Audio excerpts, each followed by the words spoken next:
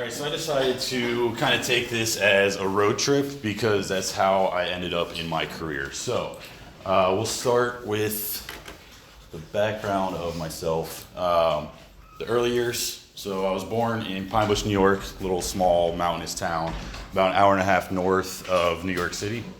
I'm the youngest of 6 kids, those are all my siblings there. I had to learn at a very young age how to be louder than the rest, how to get my voice across, get my opinion across. And with that, my parents used a board for scheduling. So it was everybody's name every day of the week. If you didn't write what you were doing on that board, you didn't go to practice, you didn't go to whatever engagement that you had. So it was instilled at a young age to be very scheduled and regimented in what you do. And that's just the basis of having 6 kids. It's just crazy. So from there, when I was 10, we moved to Dayton, Ohio, just an hour north of here. That's kind of where I grew up and really, found my way, decided, I really like technical stuff. I like computers. My dad was in computer science. So, I decided to get a job at a computer shop and work through high school there, thinking that was going to be my path. In this time, I was also a very avid golfer, and still am. I actually golf about every weekend now, and I'll get into that a little bit later. And as I mentioned, I was very into electronics, computers, taking stuff apart, so I thought that was going to be my path. So the college years, when I first started at UC, seeing that I enjoyed computers and things like that, I decided to go into computer science. That did not work for me. I'm not the best at electrical engineering and circuits and stuff like that, but I didn't find that out until I came to UC. Luckily, I found out very quickly in the first quarter, while we were still on quarters, that computer science was not going to be my path. So I decided to go exploratory for the rest of my freshman year. The nice thing, during high school, I was in post-secondary enrollment option, so I actually transferred in about 30 credit hours to UC from high school. So it didn't set me back any by taking that first step into computer science. Started the first year, I was trying to get into CCM. I thought I wanted to do e-media. I wasn't really sure what I wanted to do. I've always had more of a creative side. I'm like, how can I leverage this creative side to produce something, cool, something that people want to see? Well, I found myself in communication. I was taking a lot of just comm classes. Intro to Ret Theory was probably the class that really pushed me to continue on the path in communication. I just really liked the intensity of Chris Gallion. I don't know if any of you had the opportunity to have her as a professor, but amazing professor. She was very strict, regimented. It kind of reminded me of my parents. Like, put your book bags on the side of the wall. You don't have any electronics. You have to take notes by hand. I felt that really pushed me into, okay, let me look into comm a little bit more. So through the communication degree, I had awesome professors all throughout. I never had the chance to actually have a class with Autumn, unfortunately. But every professor that I've had has always been very helpful, and to this day, I can still reach out and ask for help. Recently, I've been kind of working with Suzanne Boys. We have a bit of a crisis communication going on. I think I reached out to you as well for that, Autumn, but within my current position, we had a pretty interesting tactic happen. So I've been working with her on how do we, move forward in this sense. And I also have my PR certificate as well. I'm thinking about going back for my master's, just waiting for my company to say that they'll pay for the bill. I don't want to pay for that myself. All right, so through college, my internship experiences, my first one was with Game Day Communication. I don't know if any of you had heard of them or not. Betsy came in. Did she? Okay, great. She's amazing. They do awesome stuff around the city. My main things that I did was travel with the Reds Caravan, so that was awesome experience. I actually got to travel with Todd Frazier, Billy Hamilton, Jeff Brantley, and a few other old Reds players and kind of front of house players. So this was a time where, okay, I was getting into more of the promotional stuff, and I really enjoyed going out into events, promoting different things. So for Game Day, we were promoting for Cincinnati Regional Tourism Network. We would go out on the Reds Caravan, we would hand out the schedule of the Reds coming up, anything in Cincinnati going on, and try and promote people to come to Cincinnati to see a Reds game. The leg that I went on was Indiana, so it was still relatively close, easy to try and get people to come to Cincinnati. Another thing that I had to do, World Choir Games. So I am this giant purple Smurf looking thing. That was interesting. I got to do a halftime game at one of the Bengals playoff games back in 2010, 2011, back when we were somewhat decent. And it was very interesting to kind of take this path and have this sort of internship because I got to see what the mascots go through, like at Bengals games, and they're intense. Like Who Day, we had to play this halftime show. It was against fourth graders, and they had full pads on everything. And Who Day, the Bengal, was like, if you get a shot, just hit them as hard as you can. He's like, I'm tired of losing. Take your shot. I mean, we got destroyed because, as you can see, I mean, this mouthful is my viewpoint, and it's about this far off my head. So in order to see anything, you have to turn your whole entire body. They're super hot. It's not fun. But, I got to meet like Rosie Red, Gapper, like the people that are inside those costumes, and their stories are incredible. They're very interesting people, and believe it or not, they get paid very well. So if you're ever looking to be a mascot, look into that. Another thing was an inflatable chicken. So I am in that inflatable chicken. This was opening day parade. There's like a belt around me with batteries and that powered fan to keep it blown up, and it was miserable. I had to drink like 6 bottles of water each time I jumped into that thing. So that's, game day was very interesting experiences, very unique. I wouldn't trade it for the world. It definitely opened my eyes to a different side of public relations and comm, being in a mascot suit and not being able to talk, but still try and like portray to people that, you're happy and having a fun time even though you're not. So my next job or internship was with Four Entertainment Group. I'm sure, what grade or class level is this? Is this? Mostly freshman, sophomore. Freshman, sophomore, okay. Okay. So Four Entertainment Group, if you're unfamiliar, they have Keystone, the St. Clair, the Stretch Downtown, the Dime Bar, Righteous Room. They have like 15 different bars around Cincinnati. So I took the promotional side of game day and saw that they were looking for an intern. And so this is right up my alley, and I don't have to be in a mascot suit anymore. I can actually talk to people.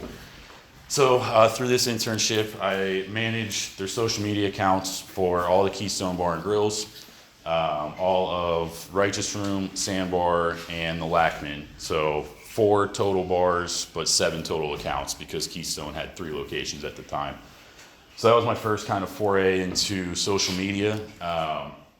It takes a lot longer than people think. I don't know if you've had experience in social media, but there's this misconception of, you just post and it's done. Well, it's not that simple. To make your plan and strategy and make sure that everything flows properly from one to the next, it does take a lot of time. So it's kind of one of those discounted careers, I feel, that people say, you just post for fun. It's not really the case. We just talked about social media. Really? Okay, well, perfect. That wasn't really my forte. I wasn't really huge into it, but I just really enjoyed Four Entertainment Group, the company, and what they were doing. So, I kind of just grind my teeth, get through it, do the social posting. But what I really enjoyed most was every year we would go to Bunbury.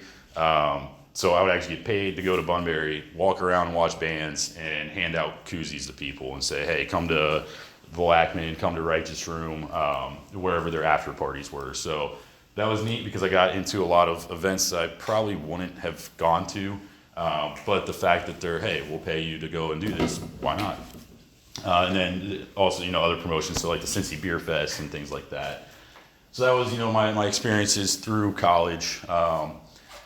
At this time, I was coming to graduation in December of 2012, and that was kind of, all right, where am I going to go with this? You can do everything in comm, and unfortunately we hear that all the time, and it's like, well, what can I do in communication? What can I do with this degree? So I kind of, after college, stepped back, and I was searching for any job that I could with PR agencies or big firms. It was very short-sighted and kind of stubbornness on my end, but I didn't really know what I could do with it. So at this time I was serving full-time at Keystone because I was like, why not? I'm working for 4EG. That'll play in pretty nicely. I was also working part-time at a golf course. This is Ivy Hills out in Anderson, if any of you are familiar.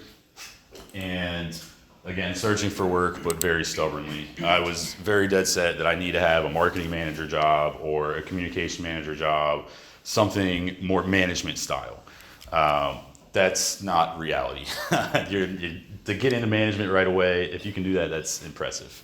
Especially if it's looking for, like, I was looking for PR firms like Ketchum or places like that.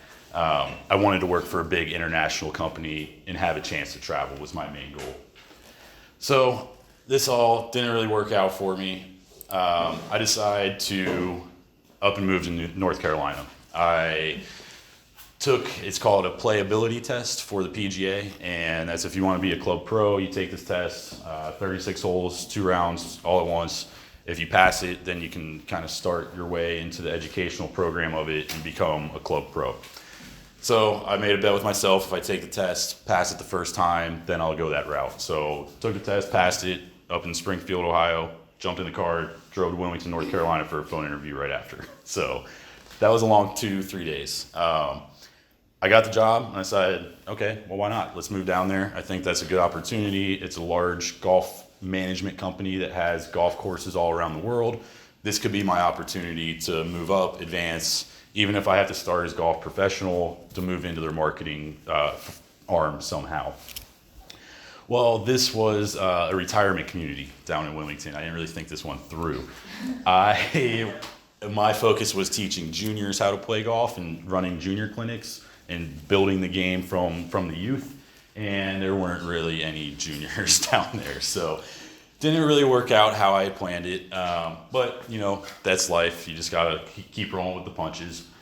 At this time, Ivy Hills actually had a full-time position for assistant golf pro back up here in Cincinnati, so I come back to Cincinnati, kind of tail between my legs, whatever, didn't work, on to the next thing. So I come back, I tough it out at Ivy Hills for 2 years. For those that may not be aware, the golf industry is brutal.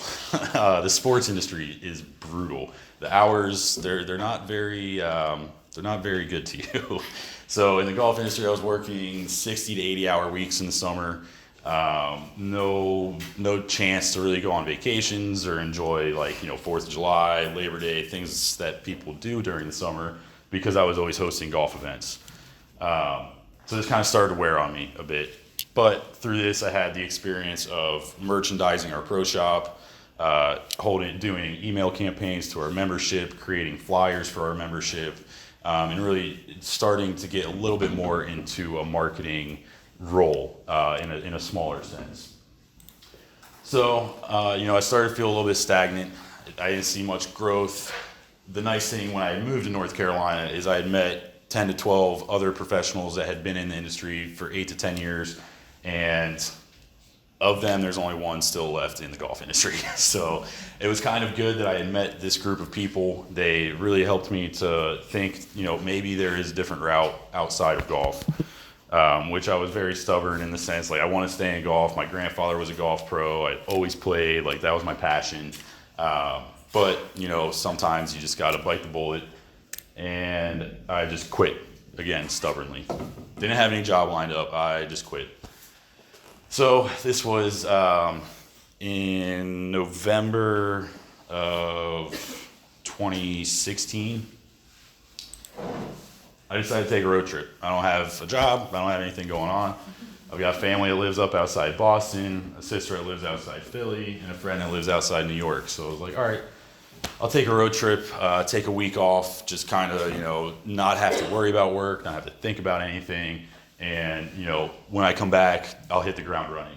The nice thing is I had a lot of members that were kind of reaching out, hey, if you need work, we'll go ahead and, we can interview you or send you along to somebody. So the one nice thing of the golf industry is networking is incredible. You will meet awesome people. That have any types of jobs all throughout any industry. So I decided, let's go on a road trip. I'll start off going to Amherst, Massachusetts. So left about probably, I don't even remember, sometime early in the morning, drive all through the night and get to my sister's house. My parents were there. I had no idea that they were even visiting her. And they live in Dayton. So I'm like, why didn't you guys tell me you're going to be up here? So yeah, I run into them. I stay with her a couple nights. I get a call while I'm up there from a friend of mine who's a recruiter. And he goes, Kevin, I got this very interesting job proposal for you. It's for a manufacturing technology company. They make software, CAD/CAM software to operate laser cutting machines that cut sheet metal. I'll show you guys a video after all this so you can kind of see what it looks like because it is actually very fascinating. So he calls me, he goes, it's an office administrator role. There's potential for a marketing role down the line. Well, me being stubborn, I don't want to be an office administrator. I turn him down. I say, man, that's not really up my alley. You know, I need something that's a little more like punch to it. So I turned him down, stay in Amherst about 2 or 3 days. Drive down to New York. It's about a 3-hour drive from there. Visit a buddy overnight. Stay there and then leave to go to Philly. It's about 2 hours from New York to Philly. So I drive there. I get there the Thursday before Thanksgiving. Go out with my sister and brother-in-law, have a pretty good time. Wake up Friday morning to my sister screaming, "Oh my God, Kevin!" And this is what I wake up to. Oh. So I got all 4 of my tires stolen off my car while I was in Philly. I cannot make this up. This is real life. It's like that Allstate commercial when the guy comes out and his car's on blocks and he's like, what am I supposed to do? So what am I supposed to do at this point, right? So I text my mom, send her a picture. She retorts back, at least you don't have a job. And I was like, well, how am I supposed to pay for this? And she meant like you don't have to be back at any certain time. So this is Friday before Thanksgiving. I call the cops, put a police report in. My brother-in-law is born and raised straight Philadelphia, so he's got a very heavy Philly accent, very hot-headed. He's screaming. I'm like, what am I going to do? I can't drive around and find the person. Like, I don't have any cars, or I don't have any tires. In the meantime, this guy rolls around saying, oh, I saw another car around the corner like this. I've got a tow truck and a body shop, and here's my card. I'm like, I'm going to end up buying my tires back from this guy. I'm not going to go. So I put in, call the cops, put the police report in, call Geico, put my claim in. They say, all right, someone will contact you in 24 to 48 hours. Well, Sunday comes around, no contact. I try reaching out to the number they gave me. It's going to voicemail. And I finally get a hold of the guy. And he's like, I can't get to you until Wednesday. And they tell me, don't move your car. We need to check the bottom if there's any damages. And I was like, Wednesday? Like, Thanksgiving is Thursday. It's not going to work. Like, I'll be home for Thanksgiving. So he gives me his manager's number, call his manager. He says, get your car towed to the body shop you want. We'll have an adjuster go there. They'll look at it. And we'll get the order in for your tires, get that moving. Well, trying to find a tow truck to tow a car with no tires is not easy. So I call AAA, then they dispatch someone. He's like, I'm on my way. I hear you have 4 slashed tires. I go, no, I have 1 spare tire and that's it. I don't think you can tow my car. So it took me about all day to find somebody. They finally come out. It's about 9 p.m., get it towed, get everything set. I think this was like Tuesday. Wednesday, they had fixed my car, got in the car, drove straight to my parents' house. I did make it in time for Thanksgiving, actually. So this was kind of that defining moment. On my way, after all of the police report, Geico, getting it towed, I call my buddy back and I go, hey, is that job still available? And he goes, what happened? Well, I sent him this picture. I got my tires stolen in Philadelphia. So at the time, a member at Ivy Hills was asking me, would you be interested in selling newly built houses? And I wanted to go that route. I said, yeah, that seems like it's pretty good money. However, it's a draw commission. So if you don't sell, you don't eat pretty much. After this happened, I was like, I need something stable that's going to give me benefits and everything else. I can't really take this leap into a commission job when I'm having to pay this off. So I call him, he goes, yeah, job's still available. I'll set up the interview for you if you're interested. So I come back, have a phone interview with now my current boss, and she hired me on the phone, which I found kind of strange. It was like, I've never even met you, but okay. So this takes me to the early career at Lantek. This is our office headquarters in Vitoria-Gasteiz, Spain. It's northeast Spain, very beautiful area, very mountainous. Food is incredible there. So in the early career years, I was office administrator in a sector that I had zero idea, like what is manufacturing technology. The only thing I knew was CAD, computer automated design. That's all I knew. I had used it in high school, But then you got CAM, MES, ERP, all these random 3 and 4 letter acronyms that it was a lot to take in. And in an international company. So I finally found my way into a company that has global reach with some opportunity for advancement. So in order to get into it, I don't know anything about this. I just read any and all trade publications I can get my hands on to train myself. Like, what is this industry what do we sell? I don't even know what we sell. What do we do? So at this time, we had a global marketing manager. This is an example of our old brochures that he had made. An example of just terrible stock art. Using robotic arms and whatever Minority Report looking stuff this is. The issue, we're in an industry where people are scared that robotics are taking jobs, when in reality you can't find people to fill the job, so you need robotics to fill that void. But we can't use those robotic hands because it's that mental psyche that people, oh no, I don't want to get that because that's going to push people out. So there's never really any clear messaging either. Everything was very clunky. I think if it was read in Spanish, it probably would have been very well written, but then the translations ended up being a mixture of it was a hybrid of German, Spanish, and British English. And then they would send it to me, and I'm like, can you edit this? And I don't even know where to start. So, just some of the examples. It's just a lot of redundancy, screenshots, just very off-putting. But this is what our software is. So you have a piece of sheet metal, and it puts the parts on there like puzzle pieces, figure out how to best put them in there, and then that laser head there actually goes through and will cut them all. So it is pretty interesting technology. So this takes me into my first trip. I'm still office administrator.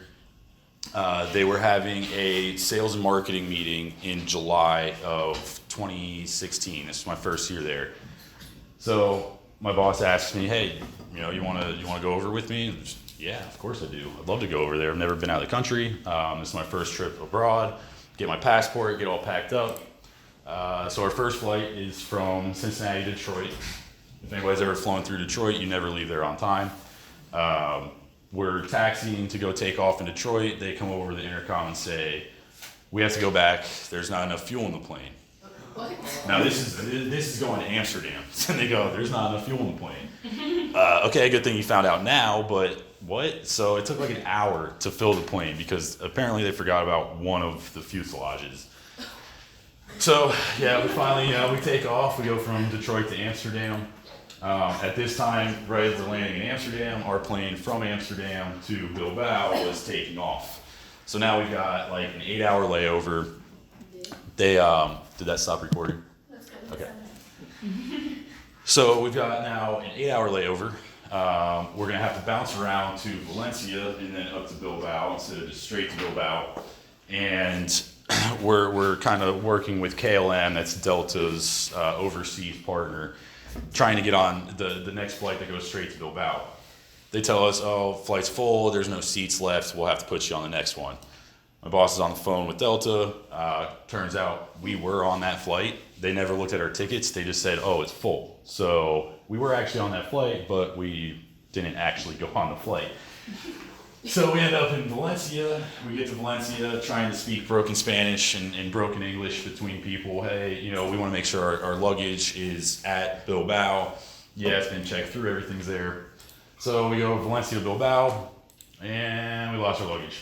So we had to run to this mall. By the time we got to the hotel, I think it was 11 p.m., which is 5 p.m. our time, all thrown off. And my boss told me when we were in Valencia, I saw this big bottle of Tanqueray gin, and it was €12, and she was just get it. And I was like, all right. So we were up until 4 in the morning, finish that bottle of Tanqueray, get up at 9, run to this mall, get clothes for the day, thinking, all right, our luggage will be here soon. It was gone for 4 days. We did not have luggage. So we got in Sunday, we got our luggage Wednesday. Had business meetings Monday, Tuesday, Wednesday. I flew in golf shorts and a polo shirt. So we run to H&M, I get pants, Couldn't find any shoes that fit because they are very small over there in Spain. The largest men's size they had was like a 10. So I was wearing shoes that were 2 sizes too small for a week, walking around like just miserable. It was hot, it was nasty. I was washing my shirts in the sink at the hotel. But we get our luggage finally. So we're like, all right, cool. Now we have it for like the fun part of the trip. So we had 3 days to explore a bit. My boss has been here like 10 times, so she goes, let's go up north and check out Laredo Beach. So, this was all like within 1 day. It was very crunched, and I didn't have time to plan like an extra week because everything was just very shotgun put together. So this is one of the beaches in northern Spain that we had a chance to go to. Didn't really get to like lay on it too much, but at least got to see it. Ate some snails in Getxo. Very hard to eat, but they're delicious. You have to take a straight pin and like pull them out. Some jamon and croqueta. So croqueta is like a potato cheese mixture that's fried and extremely delicious. And then jamon is just cured ham.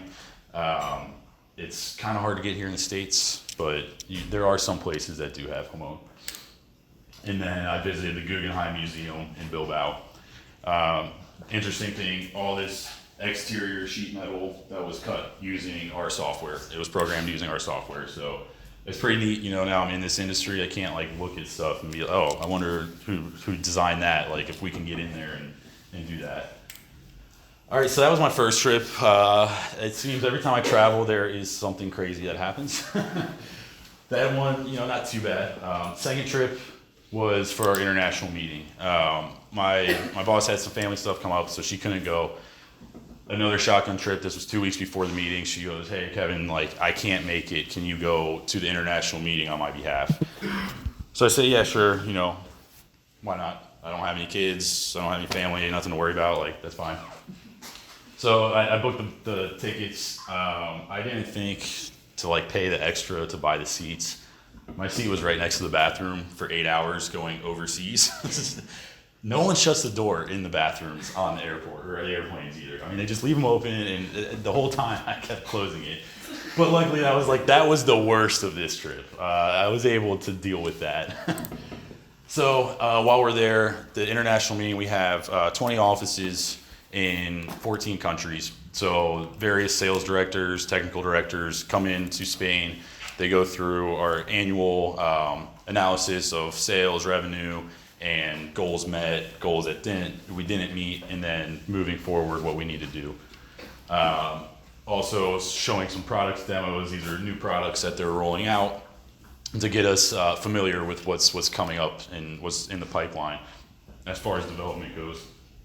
So that was all fun and stuff, but the best part, we really we enjoy to drink and party and eat as a company. So this was like part of our company party after we had our nice dinner. They rented out a bar and everybody just went, open bar, just drink, be merry, have a good time. And just really, they really push meeting and talking with people from the different offices. So, I've had opportunities to meet people from Korea, Germany, France, Spain, obviously, Italy, and it's just been pretty fascinating. I deal with people in Spain almost on a daily basis, and then people in France maybe about once a month. Germany, not so much, but I'm trying to work myself into more of a global role to where I'll be dealing with them all in total. So I was invited to golf, going back to my roots. Do you need to hit record? Okay. So going back to my roots, I was invited to go and play golf with actually the owner of the company. And I had only been with the company a year and a half now at this point. So we were at dinner, he comes up and goes, "Oh, do you want to go golf tomorrow?" And I was like, yeah, but we have meetings and stuff. And he goes, "You don't have meetings."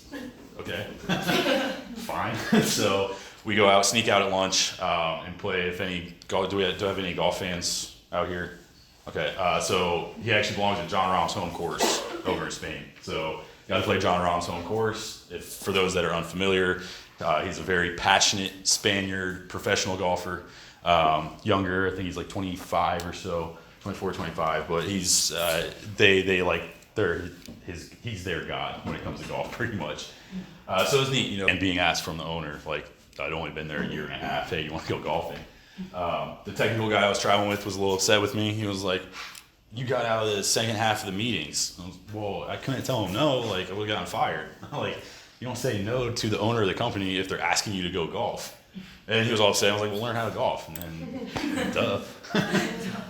So that was the second trip. Again, another shotgun trip, very short. At first, you hear, oh, yeah, I'd love to travel for work. It sounds exciting. It can take a toll. You get in Monday, you leave Friday. That particular, it's a 6-hour difference with about 14-hour flight time in total, plus any layovers or anything that may happen. So it's not, you don't get too much time to explore. The times that we did get to explore was with our company, and we go around the town, they'd show us all that. So the third time, again, international meeting, but I had more time to plan. So I took a week off and got to travel around. They'd already paid my international fare, so why not hop around while I'm there? So I went to Brussels with a buddy, got myself a nice, delicious Belgian waffle. They are everything that they say that they are. Went to Prague for a couple of days, toured the Prague Castle. Got to see the John Lennon wall. They love Lennon in Prague.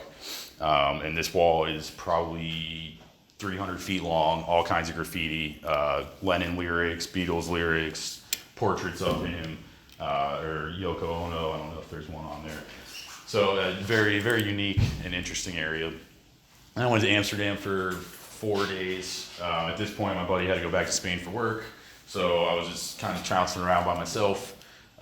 Amazing museums, got to see a Picasso in real life. And Madrid as well. So I went to Madrid for 1 day too. So this was all within 1 week. It was very short, compact, a lot of fun, highly suggested if you ever have a chance. Wear good shoes. I came back with a fractured heel because I wasn't wearing good shoes. I was in a boot for 2 weeks.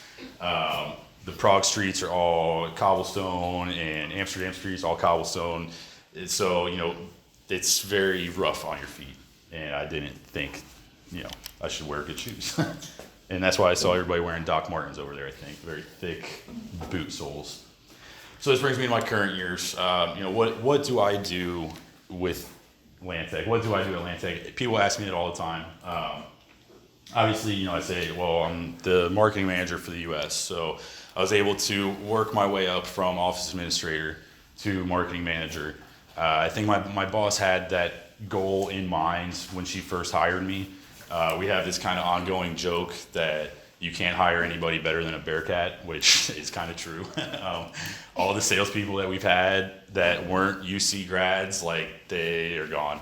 Our current salesperson is a UC grad. He actually went through computer engineering, and he's been killing it. He's been with us for 6 months, and we have what we call the UC grit. We'll read anything we need to. We'll figure out how to do something. If I don't know how to do it, I will research it to death. And if I can't find the answer, then I'll reach out to people in the industry and, not afraid to ask questions. So, she kind of saw that I disliked our current advertising approach. It was all robotics and it's tough. I mean, when you're trying to market something that's not tangible, such as software, how do you market that? So this is one of the messages that I'm working on putting out in new campaigns to first of all, simplify our messaging. We've been very, very held up on saying all the technology we can do instead of just saying we can make your life better, right? If you're a if you're a manufacturer, this would make sense to you. And he's actually enjoying time with his kid. I don't have that luxury because I don't have this system. So trying to really hit on those human emotions and bring the human back into it, push the software to the side. Another thing, again, humanizing our message in our products. So this is a picture actually of the first product in 1986. Our owner's in the front actually there, but just to show we've been around for this long. This is what it looked like in 1986, but kind of show the tenure that we've had in the industry. A lot of people, 1986, that's not that old of a company, 33 years, but been solely focused on technology. So when you really look at it, technology of this capacity hasn't really been around much longer than 50 years. So we're pretty much right in the heart of it. And then I created our plan and budget for the year. When I first started, it was next to nothing. We had a budget for one trade show, which we're going to next week, and that was about it. I fought, got a 300% increase on our budget, just through showing actions that we've taken that were cheap or free, and how we can drive leads, how we can drive messaging, how we can improve our messaging. And my boss had been fighting for it for a while, but she just didn't have somebody in the role to take it over. So they're like, well, we would give it to you, but you can't take on a role of marketing manager, sales director, and office manager. Like, you have too many roles going on. So I think that really helps to push that. So now what I'm doing, I just went through and redid all of our brochures. We had 16 product brochures. I brought it down to 5. Just because 16 product brochures is just crazy. We don't need that many. And I noticed there were a lot of redundancies in them. So my goal is, again, simplifying the message, making it concise, and driving the point home on how you're going to improve. This is the type of stuff manufacturers want to see. How am I going to make money? How am I going to become more productive? How am I going to become more efficient? That's what we need to hit on. Instead of talking about all the technology that we have. Well, yeah, we can talk about that once we get the call, but you need to have brochures to attract that interest. Some other things, I've been published in 3 trade magazines. So there's 2 of them, and then another one that was like a roundtable Q&A, which, I've only been in the industry for 3 years, so I feel I'm on the path where I want to go in making a name for myself in the industry. I also manage ad placements and purchase ad placements. So going back to the humanizing of our product, I decided to do an ad campaign of customers and highlighting either a product that they make and how our solution helped their company grow and how we're helping them to continue to grow. So this gentleman here, they're down in Louisiana. They make metal monograms. I'm sure you guys may have seen ads on Facebook or Instagram pushing all these metal monograms and stuff like that. Chances are they're using our software to program and cut that. I think we've got 5 or 6 of the largest metal monogram manufacturers in the U.S. As customers. And another picture there, just again, really putting the human aspect back into it. I don't think we've ever really done print ads prior to this. If we did, they would be screenshots of our software, robotic arms, and stuff that people aren't going to buy into. They'll just keep flipping the page. And then I also have 2 speaking engagements coming up next week. One of them is on quit making excuses and digitize. So one thing that we hear a lot in our industry is, we just don't have the time, we don't have the money. It's just excuse after excuse. But if they don't do it, then they're going to fall behind more quickly than in past revolutions. So my research on this one is looking at previous industrial revolutions and trying to forecast upcoming ones through various market indicators such as energy, power, energy, transportation, and communication.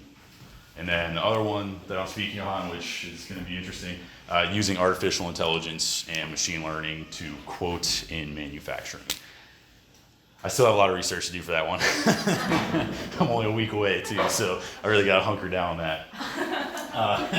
But it's that UC grit, right? It's that Bearcat grit.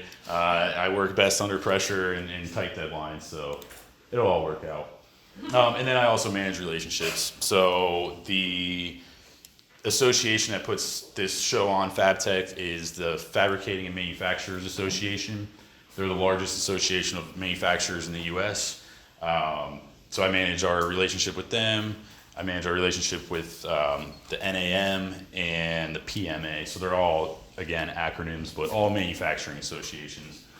The cool thing, actually, I just got an email last week from the president of the Fabricator Manufacturing Association. They're in Cincinnati this coming week, and he asked if myself and my boss want to go out to dinner with him and the vice president. So that, it's that reassurance of like, okay, the efforts that I'm putting forward to manage these relationships are actually paying off if they're thinking of me when they're in Cincinnati. I'm kind of like that greasy wheel though, like, or the squeaky wheel. I'll just keep making noise. I'll keep making noise until you like acknowledge I'm there. And I think that's because I was the youngest of six, right? I mean, I always had to kind of fight to be the loudest. And it's not that I'm being obnoxious. I'm just trying to get your attention. Just pay attention to me. What then I do from all this, I analyze all of our marketing efforts for the U.S. This is just a screenshot of Google AdWords. And then I have other methods. HubSpot I use for email marketing campaigns, landing page creation, to get people to fill out forms and show us interest. So analyzing those campaigns through HubSpot. I use Cision PR for public relations or press releases. They do a great job of picking stuff up that's not only online but also put into print as well. So I can get all these reports, see where our placements are, see who's picking us up, and then kind of engage with editors accordingly to try and get more of those industry publications. I just did a huge purchasing spree for some promo items. Since we have this awesome salesman now, we are able to start spending money on promos. So since he just landed 3 what we call advanced manufacturers. They have the whole spectrum of our software. We're like, hey, it'd be really cool to send them like a swag box and stuff. So I got a nice like rain jacket, windbreaker, polo hat. The only 2 things I actually didn't order were those 2, but it's one of these things. I didn't ask my headquarters if I could do it. I'm a firm believer of I'll ask for forgiveness later. But, it was within my budget. I had my budget set. I had done things throughout the year to save some money in the budget, and then him getting these large sales, it was justifiable. So I ended up purchasing 50 of these boxes.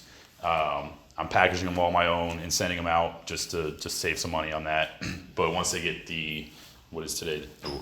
Yeah, they'll get the P&L statement next week, and they're gonna send me an email like, "What is this expense?" But it's just that good gesture of you're a good customer to us. You've spent a lot of money with us. The least I can do is send you a jacket, a polo, and a hat. And oh hey, you'll wear this around, and maybe other people will see it, and you'll be a walking billboard for us. But I didn't want to make it tacky, so this was coming back to my golf days of, okay, how do I merchandise and get stuff that people want to wear outside the shop, that they don't feel like they're just a big walking billboard. So it's kind of full circle of utilizing the golf experience that I had merchandising, mixed with just talking with people and building those relationships, and then ordering some.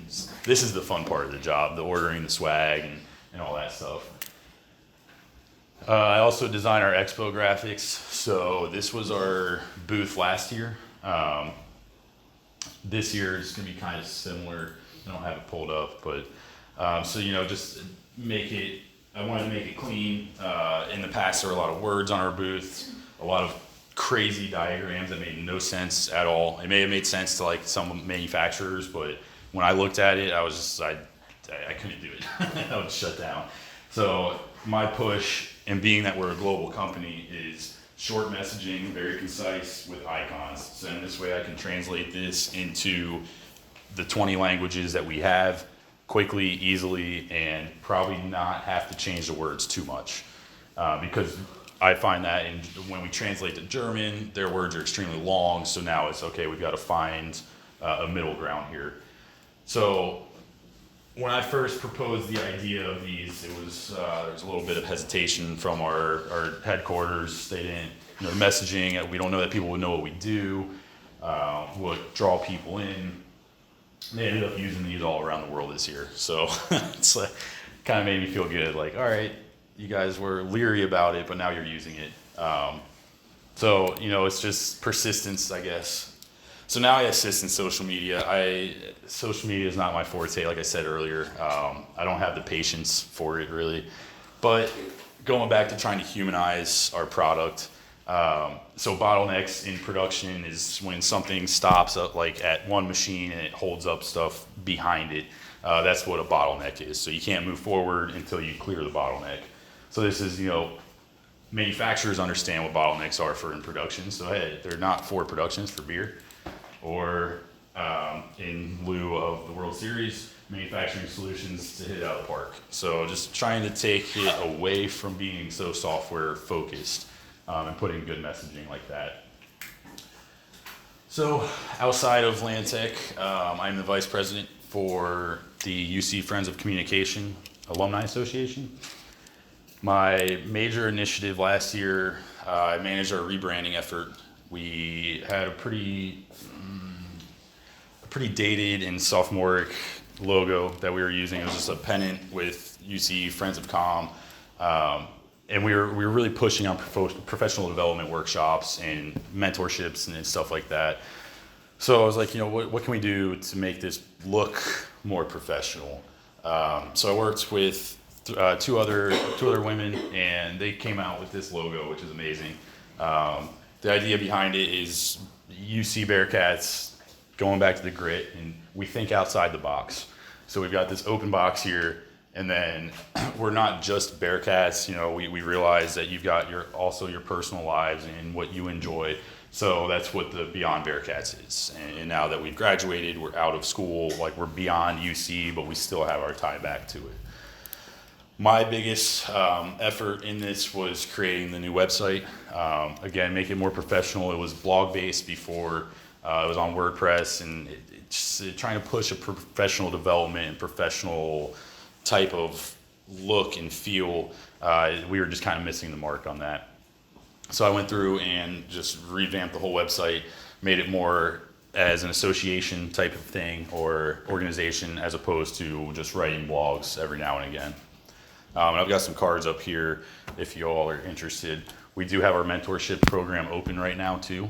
If you guys are looking for mentors, feel free to head out to the website. And I'll leave some cards here for you guys, so you can reach out there, or we can send a link along to you if you're interested. So what we'll do is we'll match you with a professional either in the area or remotely, depending on what your skills are that you're looking to learn more about and what skills they have, to match you guys together so you can, what do I do here, or how do I navigate this, just to help you through school pretty much. Because I was right here, gosh, it's been 7 years, it's crazy. I was right here 7 years ago, and what can I do? All right, I'm about to graduate, but what can I do? And then assist in any other initiatives, so any socials that we have, fundraising events, things of that nature. So my advice, number one, I would say, is take risks. I would not be working for Lantek had my tires not get stolen in Philadelphia. And I hate to attribute to that. So I'm not saying go to Philadelphia and get your tires stolen, but take some risks every now and again. You got to feel uncomfortable in order to move forward in life. Be inquisitive. Always ask questions. Always research. Always look into other ways of thinking or doing things. I think unfortunately too many people are told this is how you have to do it, and then that's it. Don't be told that you have to stay within these confines. Research for yourself and think for yourself. Take pride in what you do. I spent a lot there. Those brochures, I probably went through 10 rounds of revisions on. The website, again, probably 10 rounds of revisions.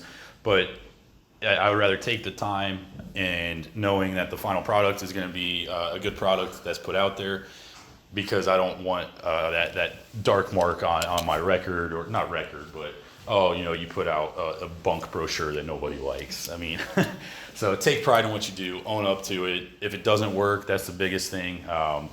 Hey, it didn't work. This is why it didn't work. Own it and just keep moving on. Be honest. Don't throw anybody under the bus. If you did something that didn't work out, it's best to just say, hey, that's on me. What can we do to get past this? Network. I know some people, networking is one of those kind of intimidating type things for some, especially when you say we're hosting a networking event, and you're thinking, I'm going to go into a group of 40 people and I won't know any of them, and they won't know me, and they probably all know each other. But I mean, think about LinkedIn, even online, or just within groups that are on campus, and staying involved in that sense. stay connected. I've stayed connected back with UC through the mentorship program. It's just great to see what UC is doing and, kind of what's coming down the pipeline. I toured the 1819 Innovation Center 3 weeks ago. That's amazing. Seeing everything that they're doing over there. Trying to work with them on how can we partner with 1819, given that we are manufacturing technology. The issue is there's only 10 of us here in the States and everybody else is overseas. So it could be a little difficult for us. Find your style. I think that took me a while, but when it comes to presentations or anything like that, everybody's got their own style. But once you find yours, making presentations is so much easier. I've found mine for, the industry presentations I have to give. I've found the template that I like best, and I just use it for everything. Then it's just a matter of changing words out and pictures. Learn Adobe if you can. This was one thing that I always wanted to learn how to use Adobe, like Photoshop and Illustrator, but it was never really high priority for me. But now, given the role that I'm in Illustrator probably 3 days a week. Especially since I was just redoing our brochures, doing our graphics for our show coming up. But I would highly suggest learning it. Even if you think you may not use it, it's a very useful and helpful tool. And last thing, no cheesy stock art. If you're ever working for a company, push them to pay a photographer a couple $100 and get legitimate stock images that portray your customers.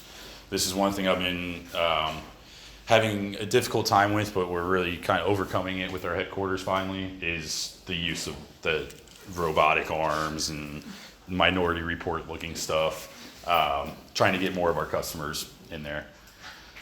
So that was my journey to where I am now, and I hope you enjoyed it. I don't, again, suggest going to Philadelphia to get your tires stolen, but find yourself something that's going to push you into maybe a career choice. Any questions? Yes, I've got two questions. Okay. So, if you had to change one thing from your college experience, what would it be? And my second question is, don't you feel that sometimes, when you're in college, you feel like you're paying more than it's worth? Because when you graduate, they say, "All right, goodbye, go off and do the right thing." Yeah. Well, the first one. Well, I'll start with the first question there. If there was anything, if I went back to college, is there anything I would change? I don't think I would. I think being in the computer science field for that brief time that I was, it kind of opened me up to looking at different paths and different avenues to take.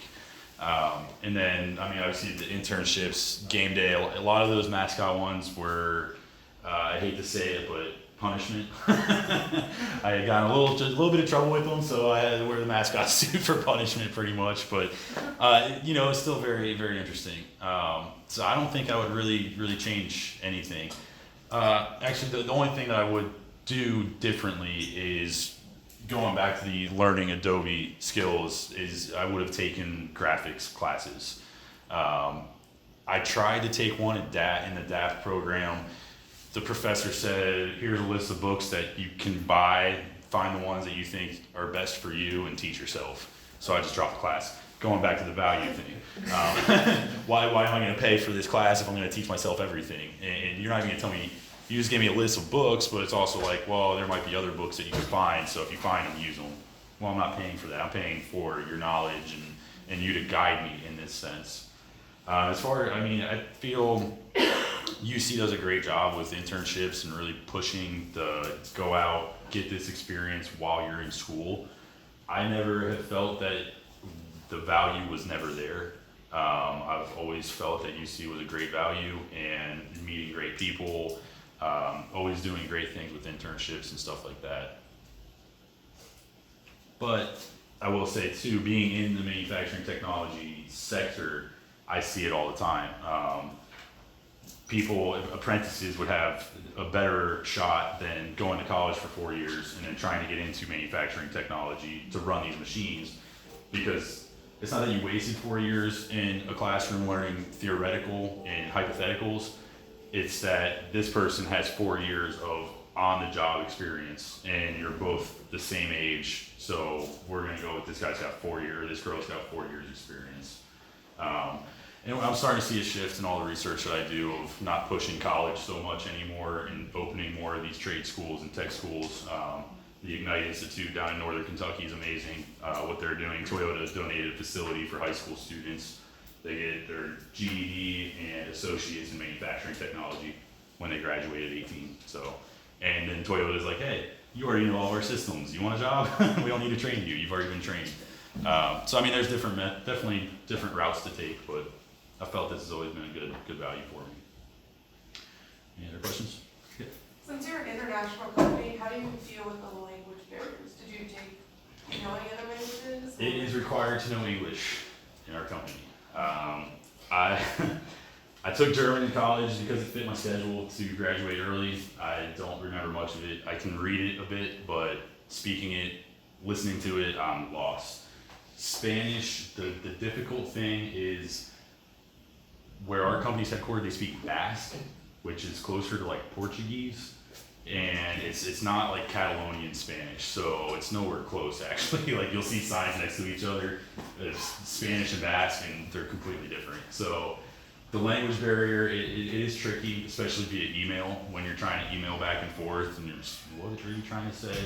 And conference calling too, but it's patience really is the main thing.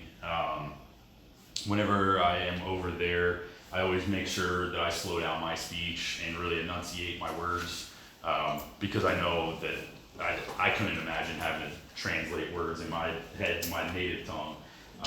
So I always, make sure that I kind of slow down the speech with them. But yeah, they're required to all know English, and I hate that because I'm like, I need to know Spanish. So I have Duolingo that I've been kind of working here and there, but just run out of time. Any other questions? How does it feel going from like the sports industry to like manufacturing industry where like you're comfortable with like sports but like you didn't know anything about manufacturing?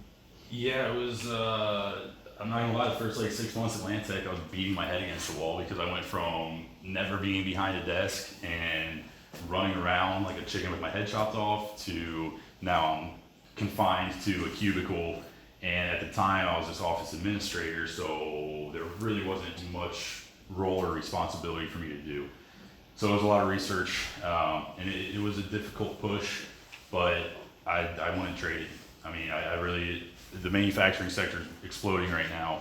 I think it's something I never was taught to look into, and that's just kind of a part of how our educational system is set up and our culture, I think. But now that I'm in it, like I try and push everybody into it because there's so many jobs. But yeah, I mean, it was tough going from a go, always working, always active to, wait, I like come in at 8 and I leave at 5. It's not a question mark to question mark. This is crazy. It was a little difficult to manage that, but after about 6 months and finding my way into more of a marketing role, I was close to leaving Lantek in the early days because I'm like, I went from running around and sitting behind a desk, I can't do this. But then I think it was when they asked me to go to the internet or the sales and marketing meeting in July, that was like, all right, I can see myself moving forward with this company. Any other questions?